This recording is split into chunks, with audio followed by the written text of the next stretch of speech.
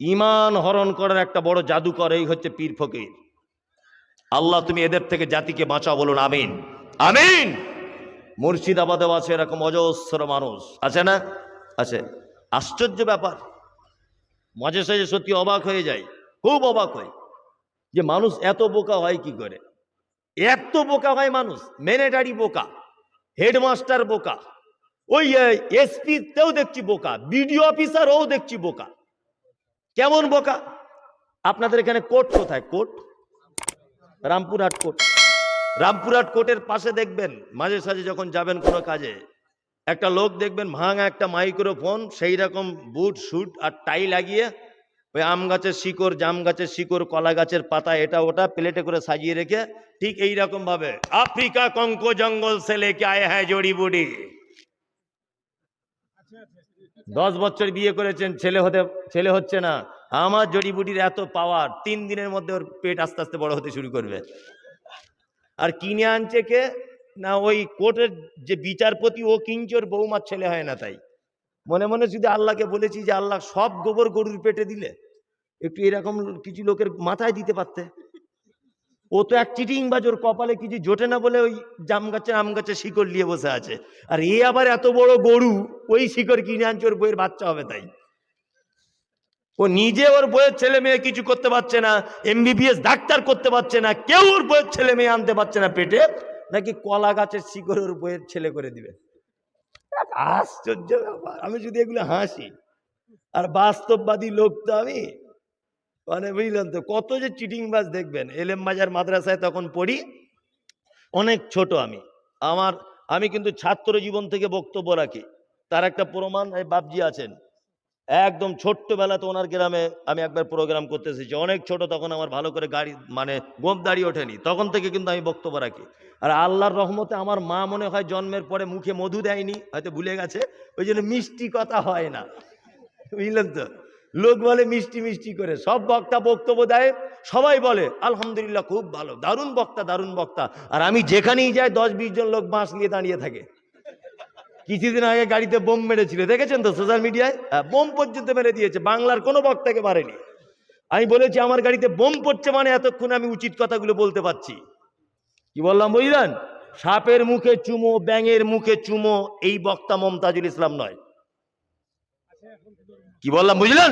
এখন আছে অনেক, কিন্তু ওই ধরনের বক্তা আমি নয়। যেটা সঠিক সেটা বলে দেবো, তোমার সঙ্গে বন্ধুত্ব থাক আর নাই বা থাক, 10 পয়সা আমার দাম নেই। যে কথা বলছিলাম, এলেম বাজার মাদ্রাসায় পড়ি, তা মাদ্রাসায় বাড়ি যাচ্ছি, তখন নতুন নতুন ট্রেন চাপা শিখছি আর কি, একা একা। তা শিয়ালদা প্ল্যাটফর্মে নেমে দেখছি একটা লোক টিয়া পাখি নিয়ে বসে আছে, টিয়া পাখি। তা আমি আস্তে আস্তে গেছি, তখন মাদ্রাসায় পড়ি, ব্যাপারটা বুঝি না তো। তা লোকটাকে গিয়ে বলছি, কাকা টিয়া পাখির ব্যাপারটা কি? তা বলছে এই টিয়া পাখি হাত দেখে বলে দেয় কি হবে না হবে, কার মানে খবর কি সব। তখন মাদ্রাসায় পড়া ছেলে, বুঝতেই পারছেন, তখন সেই মোবাইল সুইচওয়ালা ছিল, আর সে টাটার মোবাইল ছিল বড় বড় বাক্সের মতো, ওই মাল। তা তখন ফোন টোন নাই, তা যাই হোক ছাত্র জীবনে বদমাইশি সবাই কম বেশি থাকে। তা আমি তখন বলছি আমার হাতটা থেকে বলুন তো কি করছে এখন। কি করছে মানে কে বুঝতে পারছেন তো, মানে কি করছে একটু বলে দেন তো। তা হাত দেখে বলছে তো কঠিন ব্যাপার। আমি বলছি কি ব্যাপার? বলছে এ তো জানলা ভেঙে চলে আসার লাইন। বলছি এটাই তো আমি চাইছি, যে ও জানলা ভেঙে চলে আসুক আমার বাড়ি, আর পড়াশুনো করবো না, মাদ্রাসায় বিয়ে করে নেবো। মনে মনে ভাবছি চিটিংবাজদের কেমন, এ দেখুন, বলছে এই যে দাগটা বাম দিকে গেছে না, তার মানে তোমার বাড়ির দিকে আসার চান্স আছে। তাহলে কি করা যাবে? তখনকার দিনে 5 টাকা, বলছে 5 টাকা দাও, একটা মাদুলি করে দেবে, 1 সপ্তাহের মধ্যে তোমার ঘরে চলে আসবে। 5 টাকা দিয়ে মাদুলি নিয়েছি, অপেক্ষা করছি বাড়িতে কখন আসবে কখন আসবে। মাদ্রাসায় যাবো না, খুব মজা হবে, বিয়ে করে নেবো, মনে মনে ভাবছি আর কি। আর যেটা হয় আর কি ইয়ং বয়সে। আগে তবু ফোনে রিং হচ্ছিল, এখন সুইচ অফ। তাবিজ লোবার পরের দিন থেকে তার টেনশন বেড়ে গেল। তা আবার মাদ্রাসায় যাচ্ছি, মনটা খুব খারাপ করে, যে লোকটার সঙ্গে দেখা হলে ওকে কিছু ঝাড়বো। তা লোকটা দেখছি ওই জায়গাটাতে বসে আছি, কাকা তোমার সে তাবিজে কি হলো বলো তো দেখি, ঘটনা তো খুব খারাপ। তা বলছে আর একবার দেখি হাতটা দেখে বলছে ওই যে দাগটা যা দেখেছিলাম একটু হালকা বেঁকে গেছে। বেঁকে গেছে মানে? বলছে আমি এদিকে 5 টাকার তাবিজ দিয়ে ওকে টেনে আনার লাইন করছি, ওর মা আবার অন্য জায়গায় 20 টাকার তাবিজ দিয়ে আটকে রাখার তাবিজ করেছে, মানে দুটো তাবিজ মারামারি লেগে গেছে। যার দাম বেশি তার কাজ বেশি, ওই জন্য আসতে চাইছে না। তা তুমি 25 টাকার তাবিজ নাও, দেখবে কাজ হয়ে যাবে। মানে ওর মায়ের থেকে 5 টাকা বেশি থাকতে হবে। মাদ্রাসার ছাত্র তো ও তো জানে না মাদ্রাসার ছাত্র কত খাতারনাক হয়। মাদ্রাসার ছাত্র তো যা খাতারনাক, যারা অর্ধেক পড়ে ছেড়ে দিয়েছে, তারা যদি এই রাস্তা দিয়ে চলে, ইবলিস শয়তান ওই দিক দিয়ে চলে, উল্টো দিকে, যে তার মানে আসছে খাতারনাক চিজ। এবার যে অর্ধেক ছেড়ে দিয়েছে, আমি তখন বলছি বাবা হাত থেকে যখন সব তুমি বলে দিতে পারছো, এক কাজ করো, আজকে রাজ্য সরকারের লটারিতে ফার্স্ট প্রাইজ কোন নাম্বারে বাঁধবে একটু বলে দাও, সেই টিকিটটা কাটবো। বলছি ওটা বলা যাবে না, যে পাক্কা চিটিংবাজ। কার বউ চলে যাচ্ছে, কার সঙ্গে কার প্রেম ভালোবাসা, তুমি এটা বলে দিতে পারো, আর কোন প্রাইজ ফার্স্ট প্রাইজ হচ্ছে কোন নাম্বার এটা বলতে পারবে না? কখনোই নয়। এদের পাল্লায় পড়বেন না। এই সমস্ত যত রকমের আল্লাহর অলি নামের ভণ্ড রয়েছে, আল্লাহ তুমি এদের থেকে জাতিকে হেফাজত করো, বলুন আমিন। আমিন। সব চিটিং বা চোর 2 নম্বরই, এছাড়া আর কিছু নয়। সব টাকার খেলা, এছাড়া আর কিছু নয়। আশ্চর্য হয়ে যাবেন, আল্লাহ তাআলা বলছেন ওয়ালা তাত্তাবিউ, আনুগত্য করবে না, মিন দুনিহি আউলিয়া, ওলি আউলিয়াদের আনুগত্য করা যাবে না। তবে অরিজিনাল ওলি আউলিয়ারা আছে, ছিল না? হযরত আবু বকর, হযরত ওমর, হযরত আলী, হযরত উসমান, আল্লাহর ওলি ছিল না? আল্লাহর বন্ধু ছিল না? ওলি মানে বন্ধু, আল্লাহর বন্ধু ছিল না? ছিল। আমরা যদি ওলি আউলিয়াদের ঘটনাই যদি শুনি, আজে বাজে ঘটনা না শুনে সাহাবীদের ঘটনা শুনলে আমাদের জীবনে উপকার হবে কি হবে না? হবে। চলুন তাহলে এবার 2 জন সাহাবীর চমৎকার দুটো ঘটনা আপনাদের সামনে বলে আমি বক্তব্য শেষ করে দেব। এক, হযরত আবু হুরায়রার নাম শুনেছেন? বলছি 1 মিনিট, 1 মিনিট। হযরত আবু হুরায়রার নাম শুনেছেন? শুনেছেন। 3টে বছর মাত্র আল্লাহর নবীর সঙ্গে ছিলেন। কত বছর? 3টে বছর। সব থেকে বেশি হাদিস বর্ণনা করেছেন কে? আবু হুরায়রা রাদিয়াল্লাহু তাআলা আনহু। টাটকা ঈমান এনেছেন তিনি, নতুন ঈমান আনার পরে আসহাবে সুফফাতে তিনি থাকতেন। আর আসহাবে সুফফাতে যে সমস্ত সাহাবীগণ থাকতেন, তাদের খাওয়া দাওয়ার নির্দিষ্ট কোনো কিছু ছিল না। অন্যান্য সাহাবীরা হাদিয়া পাঠাতেন, আসহাবে সুফফা সাহাবীরা খেতেন। হযরত আবু হুরায়রা বলছেন একদিন এত খিদা লেগেছে, আল্লাহ নবী সাল্লাল্লাহু আলাইহি ওয়াসাল্লাম যে মেম্বারে খুতবা দিতেন, ওই মেম্বারের সাথে টেক লাগিয়ে এরকম করে বসে আছে। কে? আবু হুরায়রা। আবু হুরায়রা ভাবছেন এইভাবে বসে থাকলে তো খাওয়া দাওয়া হবে না, তো একটু রাস্তার দিকে যাই। রাস্তাতে গিয়ে বসে আসেন। ধুলো বালি মাখা অবস্থাতে রাস্তা দিয়ে আসছেন কে? রাস্তা দিয়ে আসছেন আবু বকর সিদ্দিক রাদিয়াল্লাহু তাআলা আনহু। আল্লাহর নবীর সাহাবী বলে কথা, ডাইরেক্ট খাদ্য চাইতে পাচ্ছেন না ভিখারিদের মতো। হযরত আবু হুরায়রা আবু বকরকে বলছেন, আবু বকর ভাই, কোরআনের এই আয়াতটা সম্পর্কে কি আপনার জানা আছে? দয়া করে বলুন। হযরত আবু হুরায়রা ভাবছেন আবু বকর আমার দিকে তাকালে বুঝতে পেরে যাবে যে আমি ক্ষুধার্ত। হযরত আবু বকর কোরআনের আয়াতটা বলে দিলেন, চলে গেলেন। হযরত আবু হুরায়রা মনে মনে ভাবছেন তাহলে আর খাওয়া হলো না। হযরত ওমর আসছেন, হযরত ওমরের সঙ্গে আবু বকর আবু হুরায়রার দেখা। হযরত ওমরকে আসসালামু আলাইকুম, হে ওমর ভাই, কোরআনের এই আয়াতটা কোথায় বলো। আবু হুরায়রা ভাবছেন ওমর আমার দিকে তাকাবে, আর আমার এই ক্লান্ত অবস্থা দেখে ওমর বুঝতে পেরে যাবে আমি ক্ষুধার্ত, আর আমাকে ডেকে নিয়ে তার বাড়িতে যাবে, কিছু খেতে দিবে। হযরত ওমর কোরআনের আয়াতটা বলে চলে গেলেন। সবার শেষে আসছেন রাস্তা দিয়ে কে? না বিশ্ব নবী জনাবে রাসূলুল্লাহ সাল্লাল্লাহু আলাইহি ওয়াসাল্লাম। রাস্তা দিয়ে আসছেন আল্লাহ রাসূল। আল্লাহ রাসূল আবু হুরায়রাকে দেখে মুচকে হেসে দিয়ে বললেন, আবু হুরায়রা কি ব্যাপার, ধুলোবালি মাখা অবস্থায় বসে কেন? তা আল্লাহ রাসূল বুঝতে পেরে আবু হুরায়রাকে বললেন, চলো আমার পিছন পিছন চলো, বাড়ি চলো।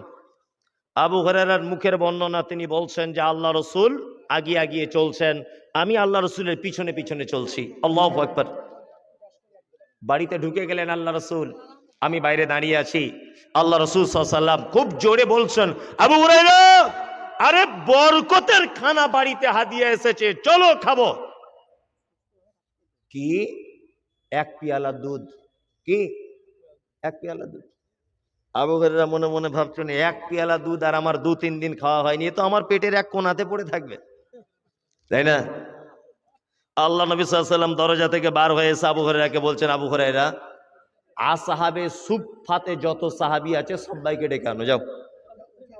আবু হুরায়রা তো মাথা খারাপ যে এক পেয়ালা দুধ, আবার আসহাবে সুফফাতে যতজন আছে সবাইকে আল্লাহ রাসূল ডাকতে বলছেন, এ আবার কেমন কথা? আসহাবে সুফফাতে কতজন থাকছিল না, বলছে 80, কেউ বলছে 150 জনের মতো। তা 80 থেকে 150 জনের ভিতরে আপনি ধরুন, যাই হোক, তা 80 জনই যদি আপনি ধরেন নিম্ন সংখ্যায়। হযরত আবু হুরায়রা আসহাবে সুফফাদের ডাকতে যাচ্ছেন, মনে মনে ভাবছেন তাহলে আমার আর খাওয়া হলো না। 80 জন সাহাবী, কোন কোন বর্ণনায় পাওয়া যায় 150 জন মতো সাহাবী আল্লাহ রসুলের বাড়িতে এলেন। আল্লাহ রসুল পিয়ালাটা আগিয়ে দিয়ে বললেন, পান করো। একজনা পান করলেন, আবার পান করো, আর একজন পান করলেন। আবু হুরায়রা তখন ভাবছেন তাহলে আমার আর হলো না, সবাই খেয়ে নিচ্ছে, আমাকে মনে হয় দিবেন আল্লাহ রসুল, মনে মনে ভাবছেন। সবার যখন পান করা হয়ে গেল, তখন আল্লাহ রসুল সাল্লাল্লাহু আলাইহি ওয়াসাল্লাম আবু হুরায়রাকে পিয়ালাটা আগিয়ে দিয়ে বলছেন, আবু হুরায়রা চলো একটু পান করো তো। আবু হুরায়রা দুধ পান করলেন, পেট ভরে গেল। আল্লাহ রসুল বলছেন, আবু হুরায়রা আবার পান করো। আবু হুরায়রা আবার পান করলেন, একদম পেট ফুলে গেল, একদম ভর্তি হয়ে গেল। আল্লাহ রসুল বলছেন, আবু হুরায়রা আবার পান করো। তখন বলছে আল্লাহ রসুল, আমার পক্ষে আর সম্ভব নয়, আমার পক্ষে সম্ভব নয়। আবু হুরায়রা বলছেন, আমি 2বার পান করার পরেও আমি পিয়ালার দিকে তাকিয়ে দেখছি দুধ যেমনকার তেমনই রয়েছে। সুবহানাল্লাহ, সুবহানাল্লাহ। যদি আল্লাহর ওলিদেরই ঘটনা বলতে হয়, আমরা এই সমস্ত ঘটনাগুলি শুনবো, সহিহ হাদিসে আছে, তাই না? এই হাদিস থেকে একটা শিক্ষা দিব, শিক্ষা দিই, কেউ আবার রাগ টাগ করিয়েন না। এক, মদিনার তখন রাষ্ট্রীয় প্রধান ছিলেন কে? মুহাম্মদ সাল্লাল্লাহু আলাইহি ওয়াসাল্লাম। আর রাষ্ট্রীয় প্রধানের বাড়িতে হাদিয়ে এসেছে এক পেয়ালা দুধ। আর আল্লাহ নবী সাল্লাল্লাহু আলাইহি ওয়াসাল্লামের অধীনে ছিলেন কারা? আসহাবে সুফফার সাহাবীরা। আচ্ছা বলুন, আল্লাহ রসুল তো তখন নেতা, মুখ্যমন্ত্রী মদিনার, ইচ্ছা করলে তো আবু হুরায়রার আল্লাহ নবী 2 জনে এক জায়গায় বসে এক পেয়ালা দুধ ভাগ করে খেয়ে নিতে পারতেন, পারতেন কি পারতেন না? নেতার চরিত্রে দেখুন, মুহাম্মদ সাল্লাল্লাহু আলাইহি ওয়াসাল্লাম বলছেন, আসহাবে সুফফার সবাইকে ডেকে আনো, যাই হবে 1 ফোঁটা করে হলো সবাই মিলে ভাগ করে পান করি, এর নাম নেতা। আর আমাদের 20 বস্তা চাল এসেছে, 15 বস্তা আগেই বিক্রি করে দিয়ে এসেছে অন্য জায়গায়। পায়খানা ঘরের টাকা সরকার থেকে দিচ্ছে গরিব মানুষের 3500, ওর থেকেও 500 টাকা মেরে দিয়েছে, মানে পায়খানা ঘরের টাকাও চুরি। এই তো নেতাদের চরিত্র, চরিত্র নয়? আর পৃথিবীর সর্বশ্রেষ্ঠ নেতা মুহাম্মদ রাসূলুল্লাহ সাল্লাল্লাহু আলাইহি ওয়াসাল্লাম ইচ্ছা যদি তিনি করতেন, তাহলে কিন্তু তিনি খেয়ে নিতে পারতেন।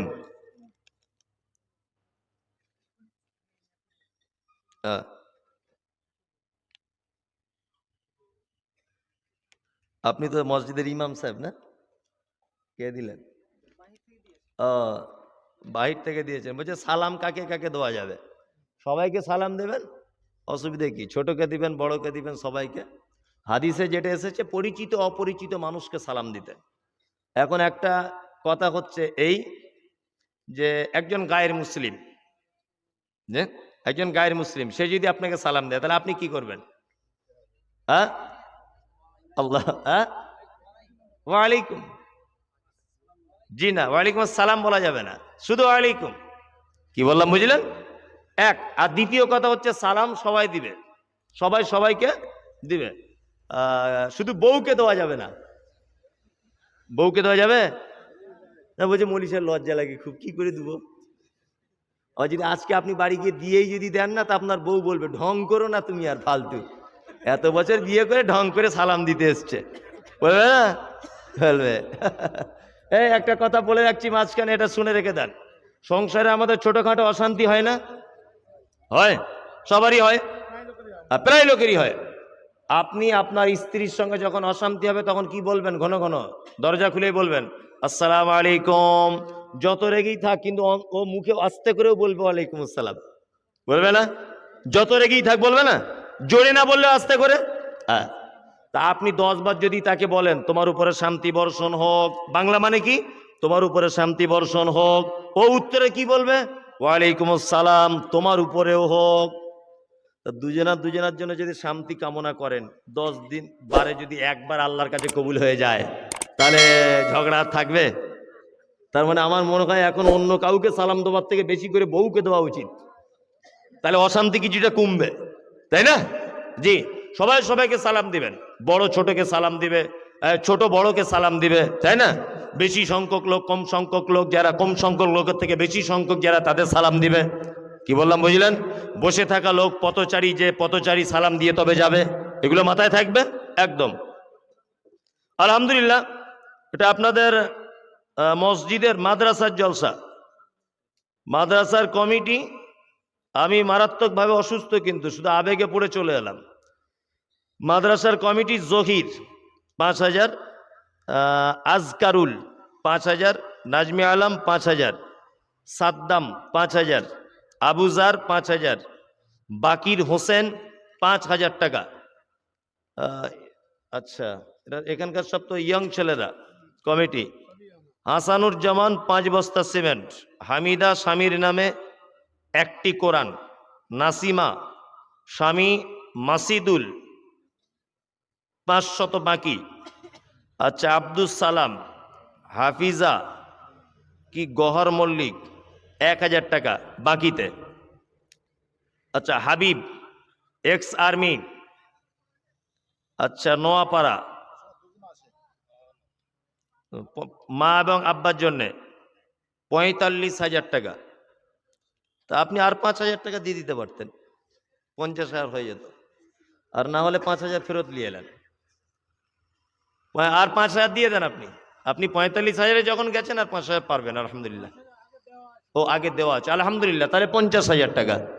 আল্লাহুম্মা সাল্লি আলাইহি আল্লাহুম্মা বারিক আলাইহি। আমি অত সুটসার করে দোয়া করতে পারি না, ওগুলো আগে করতাম, এখন আর করি না। কি বললাম বুঝলেন? কেন করি না ওটা আমি বলছি না।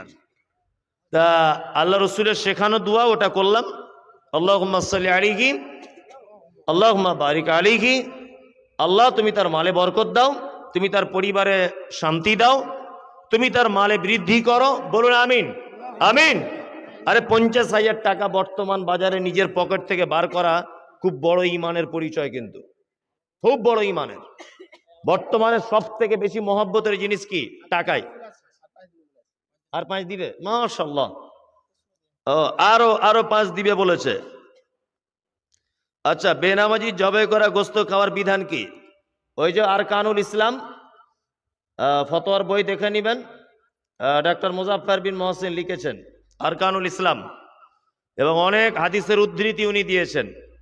উনি তো মানে কি বলবো, এই যে ভাষা ব্যবহার করেছে সেটা আমি ভাষা ব্যবহার করছি না, যে বেনামাজির হাতে জবাইকৃত পশু খাওয়া যাবে না, সমস্ত আইম্মায়ে কেরামদের ঐক্যমত। কি বললাম বুঝলেন? বেনামাজি মানুষ, আর ওই জন্য তো কসাইখানাতে গরুর গোস্ত খাওয়া খুব মুশকিল, তাই না? আরো তো হোটেলের গোস্ত খাওয়া আরো বেশি মুশকিল, তাই না? মানে জাতি কোন জায়গায় পৌঁছিয়েছে। মুসলিম হোটেল লাইনের ধারে, মুসলিম নাম দিলে কাস্টমার যাবে না বলে বড় বড় ঠাকুর লিখে দিয়েছে। আল্লাহু আকবার। অজস্র হোটেল এই NH-34 আপনাকে আমি দেখাতে পারবো, মুসলিম হোটেল, শুধু কাস্টমার ধরার জন্য ঠাকুর রেখে দিয়েছে। বহরমপুরেও আছে, অনেক জায়গাতে, না বাস্তব। ওই জন্য বলছি হোটেলের মাংস খাওয়া থেকে দূরে থাকবেন, কারণ এদের যে কি গরু জবাই করে তা আল্লাহ হাকিম জানে। আর অনেক জায়গাতে যদিও বলা থাকে, জি আপনাকে দেখে ও চিনে ফেলবে, তখন হঠাৎ করে এসে বলবে হালাল।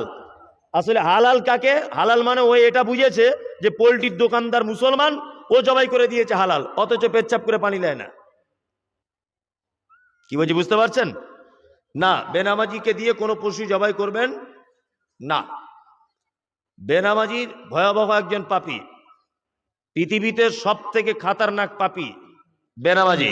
আল্লাহ সুবহানাহু ওয়া তাআলা বলছেন, মা সালাকাকুম ফি সাকার ক্বালু লাম নাকু মিনাল মুসাল্লিন। একজন সাকার নামক জাহান্নামীকে জিজ্ঞাসা করা হবে, তুমি কেন এই জাহান্নামে এসেছো? তখন সে বলবে যে আমি জাহান্নামে এসেছি একটাই কারণ, ক্বালু লাম নাকু মিনাল মুসাল্লিন, আমি শুধু নামাজ পড়তাম না তাই। কি বললাম বুঝলেন? তার মানে বেনামাজি থাকার জায়গা কোথায়? কোথায়? জাহান্নাম ঘোষণা করছেন কে? আল্লাহ সুবহানাহু ওয়া তাআলা। তা ভাই আমার আরো 5,000 টাকা দিয়ে দিলেন। আল্লাহুম্মা সাল্লি আলাইহি আল্লাহুম্মা বারিক আলাইহি। যারা আপনারা বসে আছেন, আলহামদুলিল্লাহ খুব সুন্দর একটা পরিবেশ, একটা লোক এখনো পর্যন্ত ওঠেনি। এটা খুব একটা ভালোই লাগছে, একটা লোক ওঠেনি। একটা লোক ওঠেনি এখনো পর্যন্ত, এটা খুব কিন্তু ভালোই লাগছে।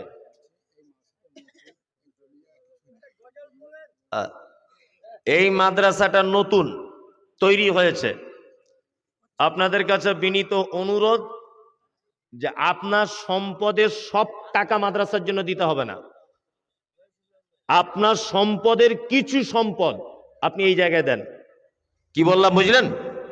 সবটা দিতে হবে না। আপনার 5 লাখ আছে, 5 লাখ 1 লাখ দিতে হবে না, আপনি 5,000 দেন। জি 5,000 দেন, এতে আলহামদুলিল্লাহ অনেক। কি বললাম বুঝলেন?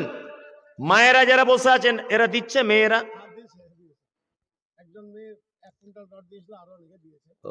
একজনের দানি, বাকিগুলো সব কিপটা। অনেকে দিয়েছে। এই মায়েরা আপনারা বেশি করে দেন, এমনিতে আপনাদের জান্নাতে যাওয়ার ব্যাপারে তো কঠিন, খুব কঠিন। মুহাম্মদ সাল্লাল্লাহু আলাইহি ওয়াসাল্লামের হাদিস শুনুন। বিশ্ব নবী বলছেন, যে রাতে মিরাজ হলো বিশ্ব নবীজির, নবী বলে জাহান্নামে মহিলাদের ভিড়। একজন মহিলা বলে, বিশ্ব নবীজিরে কোন কারণে বেশিরভাগ যাব জাহান্নামে? প্রথম কারণ হলো অধিক নারীগণ, অল্প ধনেতে তাদের ভরে না কমন। দ্বিতীয় কারণ হলো শোনো সমাচার, আর না শুকরিয়া করে ও গো স্বামীকে তাহার, গীবত যে বেশি করে এক অপরের তরে, এহেন কারণে নারী যাবে জাহান্নামে। আল্লাহ নবী বলছেন, জান্নাত জাহান্নামে গিয়ে দেখলাম সব নারী আর নারী। জাহান্নাম থেকে ফেরত আসার পরে বিশ্বনবী বক্তব্য রাখতে রাখতে বলছেন, ইয়া মাশারান নিসা তাসাদ্দাকনা, এই নারীর দলেরা তোমরা বেশি করে সাদকা করো। তোমরা যদি জাহান্নাম থেকে বাঁচতে চাও, তোমার দান করো, দান ছাড়া তোমরা জাহান্নাম থেকে বাঁচতে পারবে না। একজন মহিলা বলছেন, আল্লাহ নবী কি কারণে জাহান্নামে যাবে একটু কারণটা বলে দেন। বিশ্বনবী বললেন, প্রথম কারণ হলো অধিক নারীগণ, অল্প ধনেতে তাদের ভরে না কমন। অল্প জিনিসে মন ভরে না, ভরে? আপনার স্ত্রীকে পরীক্ষা করে দেখবেন, জীবনেও ভরাতে পারবেন না।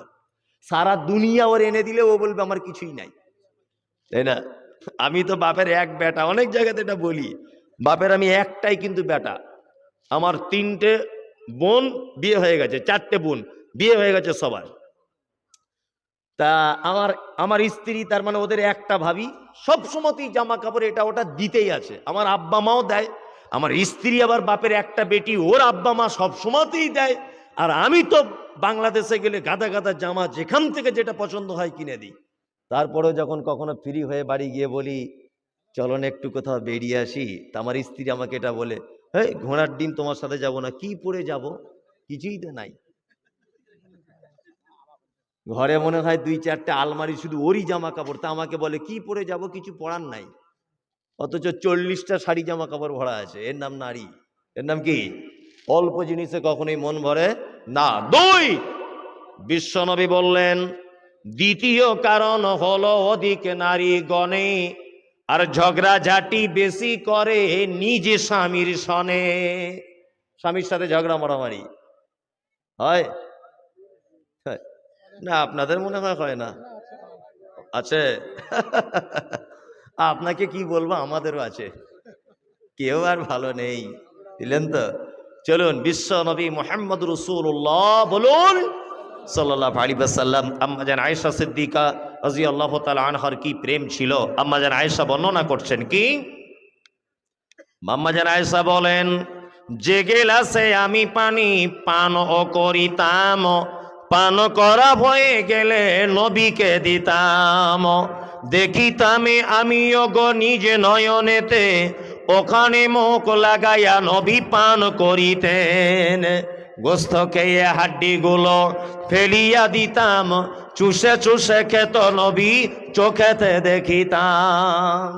আহা, আমাদের আয়েশা বলছেন, আমি পানি পান করে গ্লাস রেখে দিয়েছি, আল্লাহর নবী ওই জায়গাটায় মুখ লাগিয়ে আবার পানি পান করেছেন। গোস্তকে হাড্ডিটা দস্তরখানের উপরে ফেলে দিয়েছি, আল্লাহর নবী ওই গোস্তের হাড্ডিটা আবার মুখের ভিতরে দিয়ে চিবিয়ে চিবিয়ে রস বার করে করে খেতেন। আপনাদের স্বামী স্ত্রী এরকম আছে? হারাম কো সারাদিন যা বিড়ি টানছে, ওর মুখের যা গন্ধ, ওর বউ ওর আঁটু খাবে কি করে? ও যে ওর কাছে থাকে রাতের বেটায়, এইটা আলহামদুলিল্লাহ। ওর যা গন্ধ, আর কিছু লোকের দাঁতগুলো তো সে তরমুজের বিচির মতো হয়ে গেছে, বুঝলেন? আল্লাহ আল্লাহ, তুমি জাতিকে বাঁচাও, আমিন। আর মেয়েদের কপাল খুব খারাপ, তাছাড়া এইরকম বদমাশ লোকের সঙ্গে সংসার করে। আল্লাহ আকবার। জি, আর মায়েদেরকে বলছি, প্রেম ভালোবাসা দিয়ে অভিনয় করে দামি ব্লাউজ কিনে আনতে বলেন, শাড়ি আনতে বলেন, সোনার গহেনা প্রেম ভালোবাসা দিয়ে তার কাছে এদিক ওদিক করে আদায় করেন। তা আপনি এটা পারেন না যে তোমার মুখের যা গন্ধ এটা ছাড়ো না, তা আমি বাপের বাড়ি চলে গেলাম আর আসবো না? অন্তত এক সপ্তাহকে ভয় দেখান, আপনিই পারবেন ছাড়াতে। কি বললাম বুঝলেন? একদিন একবার বিড়ি টানলে 40 দিন ইবাদত কবুল হবে না। কি বললাম বুঝলেন? কতদিন? 40 দিন। চলুন, বিশ্বনবী তারপর আবার বলছেন, তৃতীয় কারণ হলো অধিক নারী গণে আর ঝগড়াঝাটি বেশি করে নিজে স্বামীর সনে। স্বামীর সঙ্গে ঝগড়া তৃতীয় কারণ গীবত, এক অপরের সঙ্গে গীবত, পরনিন্দা করে। ওই যে এখানে বসে আছে, আমি তো দেখতে পেলাম আসার সময়, মনে হচ্ছে সব ফেরেশতা, কেউ কিছু বুঝে না, সব মাথাতে ওড়না দিয়ে বসে আছে। ও যে কি আপনি জানেন না, ওর পাল্লা যে পড়েছে আন্ডার প্যান্ট পরে ঘুরিয়ে দিয়েছে তাকে। আমি নিজে চোখে দেখেছি, কত স্কুলে হেডমাস্টার নিজে পায়খানা করে নিজে গায়ে মাখছে। আরে হেডমাস্টার এই অবস্থা কেন? বলছে প্রাইভেট পড়াতে পড়াতে আর একটা মেয়েকে ভালোবাসা করে বিয়ে করেছিল না, দুটো বইয়ের টেনশনে পাগল হয়ে নিজে পায়খানা করে নিজে গায়ে মাখছে। ওদের পাল্লায় যে পড়বে তার জীবনের 12:30 বেজে যাবে। খুব সাবধান। কি বললাম বুঝলেন? খুব সাবধানে থাকবেন। জলসা শুনতেছে প্যান্ডেলের ভিতরে, বলছে বুবু তোকে একটা কথা বলবো। বলছে কি বল? বলছে আল্লাহর কসম কাউকে বলবি না। বলছে আমার মরা নানির কসম বলছি কাউকে বলবো না। বলছে কি বল? বলছে মমতাজুল ইসলামের বেটা আর ওই সাইফুলের বেটি রাস্তায় কি করেছে শুনেছিস? না শুনিনি তো বুবু। বলছে কাউকে বলো না, গোপন ব্যাপার তো, লোক জানলে অসুবিধা হবে। বলছে না আল্লাহর কসম কাউকে বলবো না। বলে ওর কাছ থেকে কথাটা শুনে নিল। যে শুনে নিল ও আর একজনকে বলছে আল্লাহর কসম বলতে মানা করেছে, তবু তোকেই বলছি বুবু, বুবু তোকেই বলছি, আর কাউকে বলবো না, আল্লাহর কসম বলতে মানা করেছে। এর নাম কি? নারী। ওই জন্য বলি ভালোবাসবেন অবশ্যই, ভালোবাসার জিনিস, তবে বেশি বাঁচতে যাবেন না। বেশি বাঁচলে আপনার স্ত্রী যদি বুঝতে পারে যে আমার পুরুষ মানুষ আমাকে ছাড়া কিছু বোঝে না, তাহলে আপনাকে যখন তখন ওই নলহাটির হাটে গিয়ে গরু হাটে বিক্রি করে দেবে, যখন তখন। সোশ্যাল মিডিয়া দেখছেন না, খুব সাবধানে থাকবেন ওদের থেকে। এই মায়েরা, আপনাদের জাহান্নাম থেকে বাঁচার সব থেকে বড় পথ বলেছেন মুহাম্মদ সাল্লাল্লাহু আলাইহি ওয়াসাল্লাম, তাসাদ্দাকনা, সাদকা করো। মায়েরা যারা বসে আছেন, সত্যি আপনাদের কথা যখন হাদিসে পড়ি মন খুব খারাপ হয়ে যায়।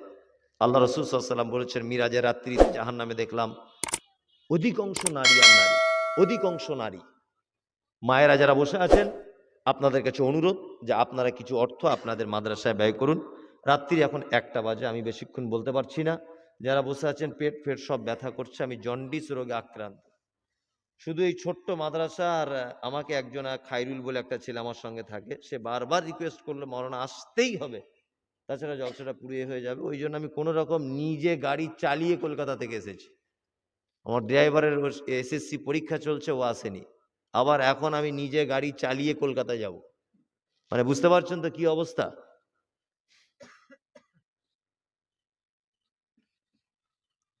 আচ্ছা, আমাদের গ্রামের লোক মাদ্রাসাকে গুরুত্ব দেয় না। মাদ্রাসার গ্রামের লোক সম্পর্কে কিছু বলুন। কেন এইখানে গুরুত্ব দিবেন না আর কোথায় দিবেন? হ্যাঁ, এটা একটা সারা গ্রামের লোকে জান্নাতে যাবার একটা মাধ্যম। আপনারা বুঝতে পারছেন না? সারা জীবন এখানে যে দান করবেন, খোঁজ খবর নেবেন। আমি প্রথমে একটা কথা বলেছি, এটা মাথায় আছে যে গাছ লাগালে হবে না, গাছের ট্রিটমেন্ট করে ফল বার করতে হবে। মনে আছে কথাটা? তা আপনারা এই গ্রামের নোয়াপাড়ার মানুষ গাছ লাগিয়েছেন, ফল যদি ভালো না হয় অন্যান্য গ্রামের লোক কিন্তু আপনাদেরকে থুতু দেবে। কি বলছি বুঝতে পারছেন না? যে এত ফটার ফটার করছিল, এত মিনিটারি, এত এই অমুক তমুক মাদ্রাসা হয়ে গেল না।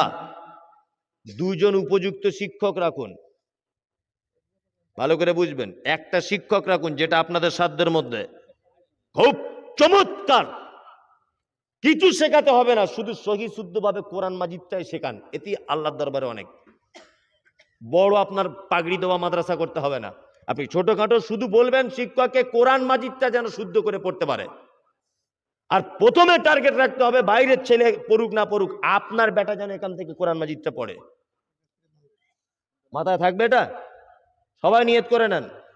আপনার বেটা অবশ্যই যেন আসে। আচ্ছা, মৃত ছেলের নামে 3000 টাকা, আর বেনামিতে 500, বেনামিতে 500 মহিলাদের পক্ষ থেকে এসেছে। আল্লাহ, যার বেটা মারা গেছে তুমি তার বেটাকে ক্ষমা করে দাও, আমিন আমিন। যারা বসে আছেন এখানে, আপনাদের কাছে বিনীত অনুরোধ, আপনারা মাদ্রাসাকে কিছু সহযোগিতা করুন প্লিজ। সকলেই দেন, কিছু করে দেন। আরে 2000, 1000, 5000 যার কাছে যা আছে তাই দেন, আল্লাহর রাস্তায় দেন, সবাই দিয়ে দেন। ও হাবিব আবার 55, কই হাবিব লোকটা কই, একবার দেখি থেকে। ও বাড়িতে আছে, এক্স আর্মি। ও হাবিব ভাই আবার 5000 দিলেন, 55,000 টাকা। এই চাদর নিয়ে যান, চাদরটা নিয়ে যান।